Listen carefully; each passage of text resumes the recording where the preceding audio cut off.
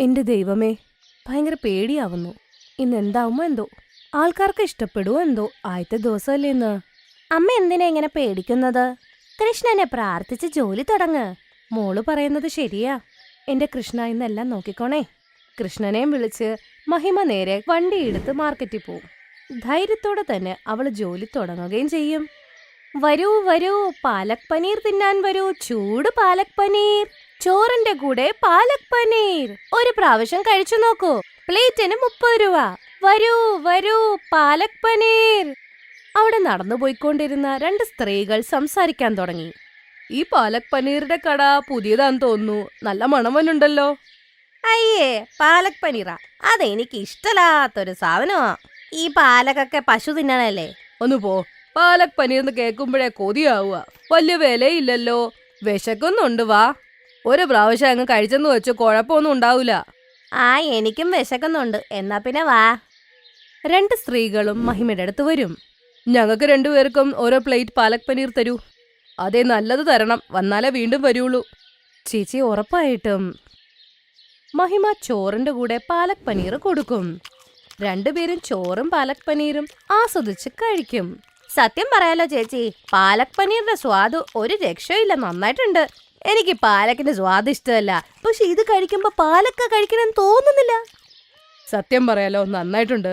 അല്ല, നിങ്ങൾ എന്നും ഇവിടെ പാലക് പനീറും ചോറും വിൽക്കാൻ വരുമോ? എന്താന്ന് വെച്ചാൽ ഞങ്ങൾ ഈ വഴിയാ ഫാക്ടറിയിലോട്ട് പോകുന്നത്. രാവിലെ ആണെങ്കിൽ ഭക്ഷണം ഉണ്ടാക്കാൻ പറ്റാറില്ല. അല്ല, ഇവിടെ എന്നും ഉണ്ടെങ്കിലേ ഞങ്ങൾ ഫാക്ടറിയിൽ പോകുന്ന സമയത്ത് ഇവിടുന്ന് തന്നെ വാങ്ങിച്ച് കഴിക്കാലോന്ന് ഓർത്താ. അതെ ചേച്ചി, ഞാൻ എന്നും ഇനി വിൽക്കും.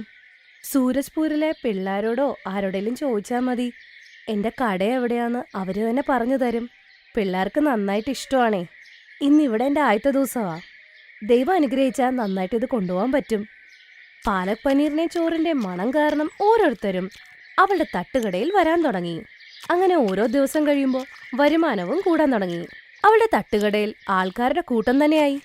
രാവിലെ മൊത്തം ജോലി ചെയ്ത് വൈകുന്നേരം ആവുമ്പോൾ അവള് വീട്ടിലേക്ക് വരും. മഹിമ, എനിക്ക് വിശ്വസിക്കാൻ പറ്റുന്നില്ല. ആദ്യ ദിനം തന്നെ നിന്റെ തട്ടുകടയിൽ ഇത്രയധികം കച്ചവടം കിട്ടിയെന്നുള്ള കാര്യം. സത്യം പറയാം, എനിക്കും വിശ്വസിക്കാൻ പറ്റുന്നില്ല. ആദ്യ ദിവസം തന്നെ എല്ലാവർക്കും എന്റെ പാലക് പനീർ ഇഷ്ടായി. എനിക്ക് ഒരുപാട് സന്തോഷമുണ്ട്. എല്ലാവർക്കും ഇഷ്ടാവുന്നുണ്ട്. ഞാൻ അമ്മോട് അപ്പോഴേ പറഞ്ഞില്ലേ, അമ്മ ഉണ്ടാക്കുന്ന ആഹാരം ആർക്കാ ഇഷ്ടപ്പെടാത്തത്? കൃഷ്ണനല്ലേ നമ്മളെ അനുഗ്രഹിക്കുന്നേ. അതെ മോളെ, നീയും നിന്റെ കൃഷ്ണനും കൂടെയാണ് ഇപ്പൊ ഇത്രയും സന്തോഷം തന്നെ. നീയൊന്ന് സ്കൂള് വിട്ട് വന്നപ്പോ ചോറും പാലക് പനീറിന്റെ തട്ടുകട തുടങ്ങണമെന്ന് പറഞ്ഞില്ലായിരുന്നെങ്കിൽ എന്തായേനെ? ഞാനിനി എന്തായാലും ഇത് തുടരാൻ പോവാ. ഉറപ്പായിട്ടും നമ്മുടെ ഈ സൂരജ്പൂരിൽ അറിയപ്പെടുന്ന തട്ടുകടയാവും നമ്മുടെ. എന്നിട്ട് അച്ഛനെ നല്ലൊരു ആശുപത്രിയിൽ പോയി ഞാൻ ചികിത്സിക്കും. ഞാൻ എല്ലാം ശരിയാക്കും മോളെ. മഹിമ പറഞ്ഞുകൊണ്ടിരുന്നത് മഹേഷിനെ കുറിച്ച്. മഹേഷിന് ഒട്ടും വയ്യായിരുന്നു. മഹേഷ് ഒരു കൂലിപ്പണിക്കാരനായിരുന്നു. അവന്റെ കുടുംബം നന്നായി പോകുന്നുണ്ടായിരുന്നു. അങ്ങനെ ഒരു ദിവസം എന്നത്തെയും പോലെ മഹേഷ് ജോലി കഴിഞ്ഞ് തിരിച്ച് വീട്ടിലേക്ക് വരികയായിരുന്നു. അവന്റെ മകൾ റിയ പറഞ്ഞു, ആ വന്നു അച്ഛാ. ഇത്ര നേരെ അച്ഛനെ ഞാൻ കാത്തിരിക്കുക. എനിക്ക് വേണ്ടി കളിപ്പാട്ടം കൊണ്ടുവന്നായിരുന്നോ?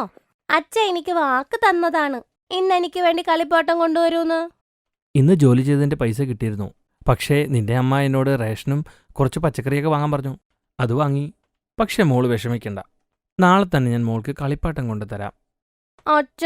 അച്ഛൻ എപ്പോഴും ഇങ്ങനെയാ പറയണേ. പക്ഷെ എനിക്ക് വേണ്ടി കളിപ്പാട്ടം കൊണ്ടുവരൂല. എന്റെ കൂട്ടുകാരി നീതുല്ലേ, അവളുടെ അച്ഛനുണ്ടല്ലോ, എന്നും പുതിയ കളിപ്പാട്ടം മേടിച്ചു കൊടുക്കും അവൾക്ക്. കഴിക്കാനായിട്ട് ഒരുപാട് കൊണ്ടുവരൂന്ന്. അവൾ എന്നോട് എപ്പോഴും ചോദിക്കും, നിന്റെ അച്ഛൻ എന്താ നിനക്ക് കൊണ്ടുതരണേന്ന്. അവളുടെ അച്ഛന് ഹോട്ടലിലല്ലേ ജോലി, അപ്പോൾ ഒരുപാട് പൈസ എന്തായാലും കാണും. ഞാൻ സാധാരണ കൂലിപ്പണിക്കാരനാണ്, എനിക്ക് അത്രയൊന്നും കിട്ടത്തില്ല. പക്ഷേ അച്ഛ, എന്നെങ്കിലും എനിക്കൊരു കളിപ്പാട്ടം കൊണ്ട് തന്നൂടെ? എപ്പോഴും ഇങ്ങനെ തന്നെ പറഞ്ഞോണ്ടിരിക്കണു. മകൾ ഇങ്ങനെ വാശി പിടിക്കണ കണ്ടപ്പോ മഹിമയ്ക്ക് ദേഷ്യം വന്നിട്ട് പറഞ്ഞു, റിയ, ഇതെന്താണ്? ഈ ഇടയ്ക്ക് നീ ഭയങ്കര വാശിക്കാരിയായി. അച്ഛൻ ക്ഷീണിച്ച് വന്നതേ ഉള്ളൂ. അച്ഛനൊന്ന് വിശ്രമിക്കട്ടെ, എന്നിട്ട് സംസാരിക്കാം. നീ പോയി പഠിച്ചേ മോളെ. റിയ വിഷമിച്ചിട്ട് അവിടുന്ന് പോകുന്ന സമയം മഹിമ പറയും, നിങ്ങള് വിഷമിക്കേണ്ട, ദൈവത്തെ വിശ്വസിക്ക്, എല്ലാം ശരിയാകും. അങ്ങനെ കുറച്ചു ദിവസങ്ങൾ ശേഷം ജോലി കഴിഞ്ഞ് മഹേഷ് തിരിച്ചു വരികയായിരുന്നു. അപ്പൊ നോക്കുമ്പോ ഒരു കളിപ്പാട്ടക്കട കണ്ടു. മഹേഷ് ആലോചിച്ചു, ഇന്ന് റിയമോൾക്ക് വേണ്ടി എന്തായാലും കളിപ്പാട്ടം വാങ്ങാം. അതും വിചാരിച്ച് മഹേഷ് നടക്കുമ്പോ ഒരു കാറ് വന്ന് അവനെ ഇടിക്കും. എല്ലാരും കൂടെ അവനെ സർക്കാർ ആശുപത്രി കൊണ്ടുപോകും. അദ്ദേഹത്തിന് നട്ടലിന് പൊട്ടലുണ്ട്, മരുന്ന് കൊടുത്തിട്ടുണ്ട്. എന്തായാലും തൽക്കാലം വിശ്രമിക്കട്ടെ. മഹേഷ് കിടപ്പിലായതിനു ശേഷം വീട്ടിലെ കാര്യങ്ങൾക്കൊക്കെ ബുദ്ധിമുട്ടാവാൻ തുടങ്ങി. കുറച്ച് പൈസ ഉണ്ടായിരുന്നു, അത് മരുന്നായി തീർന്നു. 3 ദിവസമായിട്ട് കഴിക്കാൻ പോലും ഒന്നുമില്ല. അമ്മ, എനിക്ക് നന്നായി വിശക്കുന്നു. ഞാൻ ഇനി സ്കൂളിൽ പോണില്ല. കാരണം ടീച്ചർ എന്നോട് പറഞ്ഞു ഫീസ് അടച്ചില്ലെങ്കിൽ സ്കൂളിലേക്ക് ഇനി വരണ്ടാന്ന്. ആ മോളെ, എനിക്ക് മനസ്സിലായി. നീ ഒന്ന് ക്ഷമിക്കും മോളെ. സ്കൂളിൽ പോവില്ലാന്ന് പറയലേ. നീയല്ലേ ഞങ്ങൾക്ക് ആകെ ഉള്ളൂ. ഞാൻ കഴിക്കാൻ എന്തെങ്കിലും ചെയ്യാം മോളെ. മഹിമ രാമുചേട്ടന്റെ കടയിൽ പോയി കുറച്ച് സാധനങ്ങൾ കടമായിട്ട് വാങ്ങി. ആദ്യം നിങ്ങൾ തരാനുള്ള കാശ് താനേ, എന്നിട്ട് മതി ഇനി സാധനം മേടിക്കല്. അപ്പുറത്ത് താമസിക്കുന്ന അവളുടെ കൂട്ടുകാരി ഗുഞ്ചൻ വന്നിട്ട് പറയും, മഹിമ, നാട്ടിൽ നിന്ന് എന്റെ ചേട്ടൻ വന്നിരുന്നു. അവിടെ പനീറിന്റെ ബിസിനസ് ആയതുകൊണ്ട് കുറച്ച് കൂടുതൽ കൊണ്ടുവന്നേ. അതാ അപ്പൊ ഞാൻ കരുതി നിനക്ക് തരാമെന്ന്. നീ പോയിട്ട് ഇത് കറി ഉണ്ടാക്ക്. റിയ മോൾക്ക് പനീർ കറി ഭയങ്കര ഇഷ്ടമല്ലേ, ഉണ്ടാക്കിക്കോട്. ഞാൻ തന്നാന്ന് പറയണേ. ഗുഞ്ചൻ പനീർ കൊടുത്തിട്ട് അവിടെ നിന്ന് പോകും. അമ്മ, എനിക്ക് പാലക് പനീർ കഴിക്കണം. രണ്ടുപേരും അവളുണ്ടാക്കിയ പാലക് പനീറും ചോറും വയറ് നിറച്ച് കഴിക്കും. അമ്മയ്ക്ക് അറിയാമോ, എന്റെ സ്കൂളിൽ നീതു എന്ന് പറഞ്ഞ കൂട്ടുകാരിയുണ്ട്. അവളുടെ അച്ഛന് ഹോട്ടലാ. അവര് ഭയങ്കര പൈസക്കാരാ. അമ്മയും പാലക് പനീർ ചോറിന്റെ ഒരു ഹോട്ടൽ തുടങ്ങ്. അമ്മ ഉണ്ടാക്കുന്ന പാലക് പനീറും ചോറും നല്ല സ്വാദാ. മോളെ, ഹോട്ടൽ തുടങ്ങാൻ ഒരുപാട് പൈസ വേണ്ടേ? തട്ടുകട ഇടാൻ അധികം പൈസയൊന്നും വേണ്ടല്ലോ. അമ്മ തട്ടുകട ഇട്ടാ മതിട്ടാ. അതെ, പക്ഷെ ഇതിനു മുമ്പ് ഞാൻ അങ്ങനെയൊന്നും ചെയ്തിട്ടില്ല. അങ്ങനെയാണ് അവൾ പാലക് പനീറിന്റെയും ചോറിന്റെയും തട്ടുകട ഇടുന്നത്. അതിനെ ഞാൻ നിങ്ങളോടൊരു കാര്യം പറയാൻ വിട്ടു. ഇന്ന് എന്റെ പാലക് പനീറും ചോറും തികഞ്ഞില്ല. എനിക്ക് ഇനിയും കൂടുതൽ പനീർ വേണം, എന്നാലേ അത് തികയുള്ളന്നേ. ശരി മഹിമ, ഇന്ന് കിട്ടിയ പൈസ കൊണ്ട് നീ കുറച്ച് കൂടുതൽ പനീർ വാങ്ങൂ.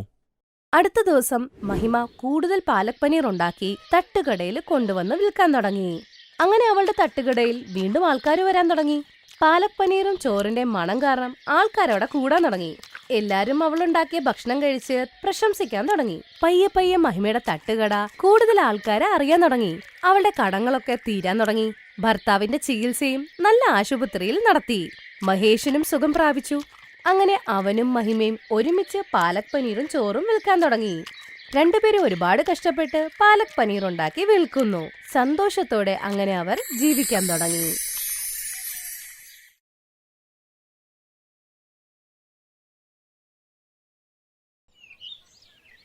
ഈ കഥ സരിതയുടെയാണ്.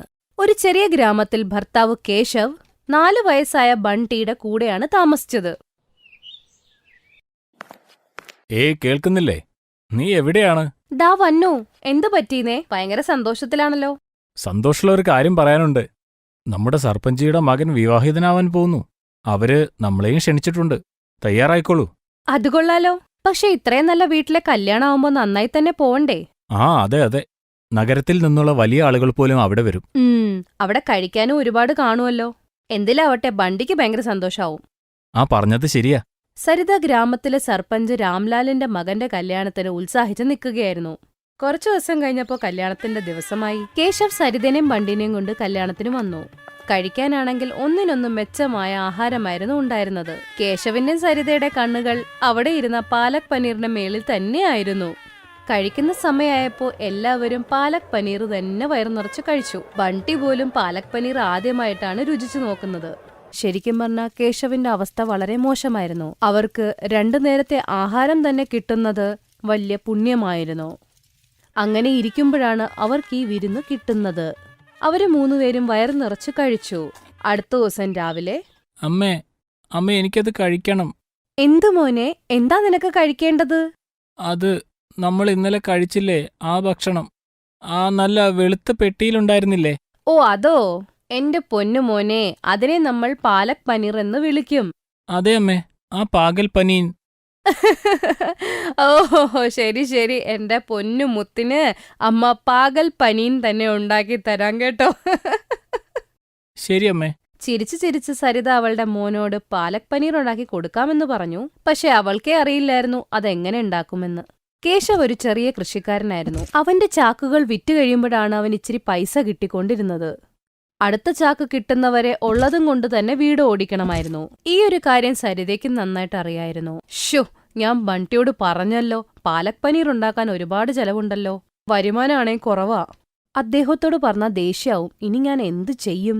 ഇതും ആലോചിച്ചുകൊണ്ട് സരിതയുടെ അന്നത്തെ ദിവസം പോയി. അടുത്ത ദിവസം രാവിലെ എണീറ്റപ്പോ സരിതയ്ക്ക് ചിന്തയായി. കാരണം കേശവന്റെ അടുത്തുനിന്ന് പൈസ ചോദിച്ചില്ല. ബണ്ടിയാണെങ്കിൽ രാവിലെ തൊട്ട് പാലക് പനീർ കഴിക്കണമെന്ന് വാശിയായി. സരിത വിഷമത്തോടെ തന്നെ അടുക്കളയിൽ പോയി ഗോതമ്പ് കുഴയ്ക്കാൻ തുടങ്ങി. അപ്പൊ അവൾക്ക് ഓർമ്മ വന്നു. അപ്പുറത്തെ വീട്ടിൽ നിന്നും കുറച്ച് പാലക്കിന്റെ ഇലകൾ പറിച്ചുകൊണ്ട് അവൾ വന്നു. എന്നിട്ടവൾ ഗോതമ്പിനെ കുഴച്ച് കഷ്ണങ്ങളാക്കി നന്നായി വേവിച്ചു. എന്നിട്ട് പാലക്കിനെ വേവിച്ച് അതിലേക്ക് ഈ സാധനം അങ്ങിട്ടു. എന്നിട്ട് അമ്മ വേഗം കൊണ്ടുവരൂ. അമ്മ ഇതുവരെ പാകൽ പനീർ ഉണ്ടാക്കിയിട്ടില്ലേ? ഉണ്ടാക്കിയല്ലേ ചക്കരെ, ഇന്നാ കഴിക്ക്. കൊള്ളാലോ, ഇന്നത് കഴിക്കാൻ നല്ല രസമായിരിക്കും. അതേ എന്റെ പൊന്നുമോനെ, നീ കഴിക്ക്. പാവം ബണ്ടി ഇതൊന്നും അറിയാതെ കഴിക്കാൻ തുടങ്ങി. സരിതയുടെ മനസ്സിൽ ഭയങ്കര വിഷമമായിരുന്നു. കാരണം അവൾക്ക് സത്യം അറിയാം. അന്നേ വൈകുന്നേരം അച്ഛനറിയോ അമ്മ ഇന്ന് എന്താ ഉണ്ടാക്കിയതെന്ന്? എന്താ ഉണ്ടാക്കിയത് മോനെ? അന്ന് കല്യാണത്തിന് കഴിച്ച പാകൽ പനീനില്ലേ, അതാ അമ്മ ഉണ്ടാക്കിയത്. എന്ത്? കൊള്ളാം. അതിന് പാലക് പനീർ എന്നാണ് പറയുന്നത് മോനെ. കേശവ് ബണ്ടിയുടെ കാര്യം കേട്ട് ചിരിച്ചു. കേശവന് അത്ഭുതമായി. പാലക് പനീർ ഉണ്ടാക്കാൻ സരിതയുടെ കയ്യിൽ എവിടെന്നാ പൈസ എന്ന്. അവൻ അപ്പ തന്നെ സരിതയുടെ അടുത്ത് പോയി ചോദിച്ചു. സരിത, ദേ ബണ്ടി അവിടുന്ന് പറയുന്നത് കേട്ടല്ലോ, നീ ഇന്ന് പാലക് പനീർ ഉണ്ടാക്കിയെന്ന്. അത് പിന്നെ ഞാന്. കൊള്ളാം, എനിക്ക് കൂടി കുറച്ച് തരുമെന്നേ. സരിതയ്ക്ക് ഒരു പിടിയുണ്ടായിരുന്നില്ല കേശവനോട് എന്തു പറയണമെന്ന്. അവൾ ഒന്നും ആലോചിക്കാതെ തന്നെ കേശവന്റെ മുമ്പിലും ആ പാലക്കിന്റെ കറി കൊണ്ടേ വെച്ചു. അതിന്റെ അകത്ത് പനീറിന് പകരം ഗോതമ്പിന്റെ കട്ടകളായിരുന്നു. ഒരു വായ വെച്ചപ്പോ തന്നെ കേശവന് കാര്യം പിടികിട്ടിയായിരുന്നു. അവനൊന്നും മിണ്ടിയില്ല. പക്ഷെ അവൻ സരിതയുടെ മുഖത്തു നോക്കിയപ്പോ സരിത കരയുകയായിരുന്നു. കേശവ് അപ്പത്തന്നെ ആഹാരം അവിടെ വെച്ച് വീടിന്റെ പുറത്തിറങ്ങി. കേശവന്റെ ഈ ഒരു പെരുമാറ്റം സരിത പേടിച്ചുപോയി. അവൾ വീണ്ടും കരയാൻ തുടങ്ങി. പിന്നീട് കേശവ് വീട്ടിൽ വന്നപ്പോ അവന്റെ കയ്യിൽ ഒരു സഞ്ചിയുണ്ടായിരുന്നു. ബണ്ടി, ഹേ ബണ്ടി, പെട്ടെന്ന് പറയൂ, എന്റെ മോൻ വൈകുന്നേരം എന്താ കഴിക്കുന്നത്? എനിക്കത് കഴിക്കണം. അമ്മ ഉണ്ടാക്കിയില്ലേ അത്? പാകൽ. ആഹാ, മനസ്സിലായി. നടക്ക്, ഇന്ന് നമ്മൾ ഒരുമിച്ച് യഥാർത്ഥത്തിലുള്ള പാലക് പനീർ ഉണ്ടാക്കും. കേശവന്റെ സഞ്ചിക്കകത്ത് ആവശ്യമുള്ള സാധനങ്ങൾ, പനീർ, മസാലകളെല്ലാം ഉണ്ടായിരുന്നു. സരിതയ്ക്ക് കൊടുത്തു. ആ സാധനങ്ങൾ കടം മേടിച്ചതാണ്. സരിത അന്നേ ദിവസം കഷ്ടപ്പെട്ട് നല്ല സ്വാദിഷ്ടമായ പാലക് പനീർ ഉണ്ടാക്കി. ശരിക്കും പാലക് പനീർ വെന്ത് വേവുന്നവരെ ബണ്ടിയും കേശവും അടുക്കളയിൽ തന്നെ സരിത ഉണ്ടാക്കുന്നത് നോക്കിയിരിപ്പായി. അവൾ ഉണ്ടാക്കിയതിനു ശേഷം ശരിക്കുമുള്ള പാലക് പനീർ അവർക്ക് രണ്ടുപേർക്കും വിളമ്പി. രണ്ടുപേർക്കും സന്തോഷമായി. ആദ്യവാ കഴിച്ചപ്പോ തന്നെ ബണ്ടി ഓടിപ്പോയി അമ്മേനെ കെട്ടിപ്പിടിച്ചു. ഈ പാകൽ പനീറിന് കല്യാണത്തിന്റെ അന്ന് കഴിച്ചതിനേക്കാൾ രുചിയുണ്ടമ്മേ. തീർച്ചയായും സരിത, ബണ്ടി പറയുന്നത് വളരെ ശരിയാണ്. ഇത് നല്ല ടേസ്റ്റുണ്ട്. ഇപ്പോ എനിക്ക് തോന്നുന്നത് ഈ പാലക് പനീർ കഴിച്ചതും എന്റെ മനസ്സ് നിറഞ്ഞു. എനിക്കൊന്നും മനസ്സിലായില്ല. നിങ്ങൾ എന്താ ഉദ്ദേശിച്ചേ? നോക്ക്, ഞാൻ കുറച്ച് ദിവസമായിട്ട് കൃഷിയൊക്കെ നിർത്തിയിട്ട് ഒരു ഡാബ തുടങ്ങുന്നതിനെക്കുറിച്ച് ആലോചിക്കുകയായിരുന്നു. കൃഷി ചെയ്യാനുള്ള ഭൂമി നമുക്കുണ്ടല്ലോ. അവിടെ ഒരു ചെറിയ ഡാബ തുടങ്ങണമെന്നാണ് ഞാൻ ആഗ്രഹിക്കുന്നത്. പക്ഷേ എനിക്ക് ഒരു കാര്യം മാത്രം അറിയില്ലായിരുന്നു, നല്ല ഭക്ഷണം എങ്ങനെ ഉണ്ടാക്കാമെന്ന്. ആളുകൾക്കിഷ്ടമുള്ള ഭക്ഷണം തയ്യാറാക്കാൻ വേണ്ടി ഒരുപാട് കഷ്ടപ്പാടുള്ളതല്ലേ. പക്ഷേ ഇപ്പം എനിക്കെല്ലാം മനസ്സിലായി. ഡാബ് നീ നടത്തണം. ഞാനും ബണ്ടിയും ചേർന്ന് നിന്നെ സഹായിക്കാം. കേശവ് ഈ പറഞ്ഞ കാര്യം കേട്ട് സരിതയുടെ കണ്ണിൽ കണ്ണുനീര് വന്നു. അവൾക്കല്ലെങ്കിലും ആഹാരം ഉണ്ടാക്കാൻ ഭയങ്കര ഇഷ്ടമാ. പക്ഷെ പൈസ ഇല്ലാത്തതുകൊണ്ട് തന്നെ അവളുടെ ഈ ആഗ്രഹം അവൾ മാറ്റിവച്ചിരുന്നു. അവളുടെ ഈ ഒരു കഴിവ് അവരുടെ ജീവിതമാർഗമായി മാറാൻ പോകുന്നു. സരിതയും നല്ല രീതിയിൽ തയ്യാറായിരുന്നു. അടുത്ത ദിവസം രാവിലെ കേശവ് എല്ലാ സാധനങ്ങളും കൊണ്ട് ഡാബ ഉണ്ടാക്കാൻ തുടങ്ങി. ഒരാഴ്ചത്തെ കഷ്ടപ്പാടിനു ശേഷം സരിതയുടെ പാലക് പനീർ ഉണ്ടാക്കുന്ന ഡാബ തയ്യാറായി. തുടക്കത്തിൽ അവന് കുറച്ച് പൈസ കടം വാങ്ങേണ്ടി വന്നു. പിന്നീട് സരിതയുടെ കഷ്ടപ്പാടിന്റെ വില അവിടെ വന്നു. കേശവിന് അവളെ ഭയങ്കര വിശ്വാസമായിരുന്നു. സരിത കഴിക്കാൻ വേണ്ടി ധാബയ്ക്കകത്ത് കുറേ സാധനങ്ങൾ ഉണ്ടാക്കും.